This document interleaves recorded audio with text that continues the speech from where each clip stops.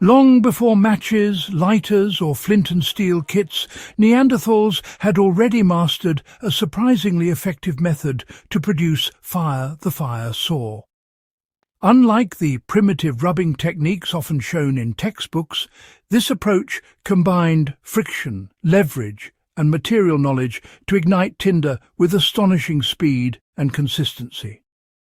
Archaeological findings and experimental archaeology reveal that early humans could create sparks and embers even in damp conditions by using the right wood, angles, and cutting motions. For backyard survivalists, campers and history enthusiasts, understanding this method isn't just an academic exercise. It offers a reliable, low-tech way to start a fire when conventional tools are unavailable. The fire saw technique demonstrates a mix of ingenuity, observation, and hands-on experimentation that Neanderthals relied on to survive harsh climates. The core of the fire saw relied on friction between two compatible wooden pieces. Unlike the hand drill or bow drill, the fire saw involves a sawing motion with a thin, hardwood strip across a softer base. Neanderthals selected specific wood pairings, hardwoods like birch or oak for the saw, and softer woods like cedar or willow for the base. The motion generates heat through friction, concentrating enough energy at a single point to ignite fine tinder, such as dry grass, bark fibres or inner plant stems. Modern practitioners can replicate this by choosing similar hardwood-softwood combinations, ensuring the softer board is dry and flat, and using consistent sawing pressure. Even in challenging conditions, this technique can create embers suitable for building a fire. The technique required careful selection and preparation of materials. Archaeologists note that Neanderthals understood the importance of wood moisture content. Hardwoods with too much sap or moisture would generate smoke instead of heat, while softwoods that were too dry could crumble. They often scraped or shaved surfaces to remove outer bark and ensure smooth contact. They also prepared tinder separately, often weaving fine fibres into small bundles that could catch a spark easily. For modern users, this means spending time preparing materials is just as important as the sawing motion itself. Right, so collect dry, fibrous tinder trim, smooth contact surfaces, and, well, practice with different wood types to find the optimal combination for ember production. The motion of the fire saw was critical to its effectiveness. Unlike modern sawing, which aims for long, deep cuts, the fire saw works best with short, controlled back-and-forth movements. The saw edge should maintain consistent contact with the base, and downward pressure needs to be balanced. Not so light that no heat forms, and not so heavy that the wood splinters. Experimental archaeologists have demonstrated that with practice one can create a glowing ember in less than a minute under ideal conditions. Backyard enthusiasts can replicate this motion with small wooden strips, focusing on rhythm, steady pressure and persistence.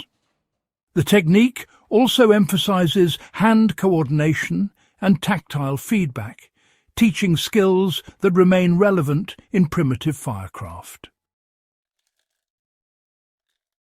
The fire saw worked best when paired with effective tinder and ember transfer.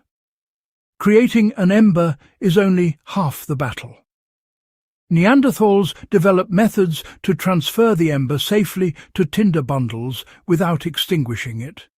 They used flat leaf bases, small bark cups, or hand-carved depressions to cradle the glowing ember, then gently blew on it to ignite fine fibres.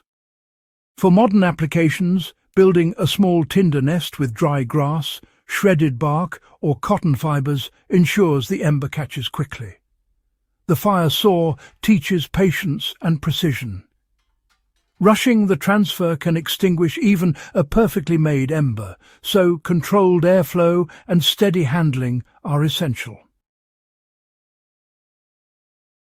This technique also highlights the importance of environmental awareness. Neanderthals likely selected sheltered spots to work the fire saw, protecting their materials from wind or rain. They understood the effects of humidity on friction and tinder ignition. Modern survivalists can apply the same principle, practicing the fire saw in sheltered areas, adjusting for humidity, and storing prepared tinder in dry, protected conditions increases success rates. Understanding environmental variables was as crucial to early humans as it is today for anyone relying on low-tech firecraft. The fire saw demonstrates broader lessons about observation and experimentation. Neanderthals survived harsh conditions not through luck, but through careful trial, observation and knowledge passed between individuals. They noted which woods worked, which angles produced the most heat, and how to store tinder for success. Modern enthusiasts can replicate this mindset experiment with different materials, document results, and refine techniques. This approach not only teaches primitive skills, but also fosters problem-solving and adaptability essential for survival situations. Practical application starts with small experiments in your backyard. Begin by selecting a hardwood strip and a softer wooden base. Prepare your tinder bundle separately. Use short, controlled sawing motions with steady pressure until a small ember forms. Transfer the ember carefully to the tinder and blow gently to ignite. Experiment with different wood combinations, angles and pressures. Each attempt refines understanding of friction-based fire and builds confidence in low-tech firecraft. This method isn't just historical, it's a practical survival skill that can be mastered with patience and practice. If you want more ancient survival techniques, lost fieldcraft, and hands-on historical experiments, subscribe to Backyard Wisdom and share this video. The Neanderthal fire saw isn't just history. It's a tool you can use today to survive, experiment, and connect with the ingenuity of our earliest ancestors.